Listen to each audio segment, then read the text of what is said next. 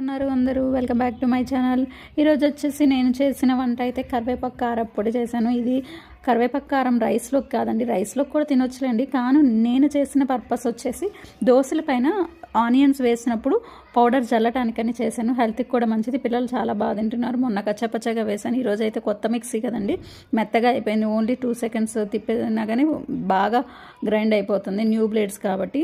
ఆ మిక్సీ కొత్తది అయితే నేను తీసుకున్నాను, అది చాలా తక్కువగా వచ్చింది. బటర్ఫ్లై కంపెనీ 5 jars వచ్చినాయండి కంటైనర్ టైప్లో. మీకు కావాలంటే నా ఛానల్లోకి వెళ్ళి చెక్ చేయండి, ఐ బటన్లో కూడా ఇస్తాను. చాలా చీప్గా మంచి క్వాలిటీ ఉంది మిక్సీ అయితే. ఈ కరివేపాకు పొడిలో నేను ఎక్కువ పప్పులు వేస్తానండి, కొద్దిగా టేస్ట్ బాగుంటుంది కదా, పిల్లలు కచ్చపచ్చగా నోటికి తగులుతుంటే దోశల పైన బాగుంటుందని పప్పులు ఎక్కువ వేశాను. ఎండిమిర్చి జీలకర్ర వేసేసాను అన్నమాట. ధనియాలు వేయలేదు ఇక్కడ, ఎందుకంటే నేను ఆల్రెడీ ప్రొవిజన్స్ తెచ్చుకున్నప్పుడు అన్నీ ఫ్రై చేసుకుని స్టోరేజ్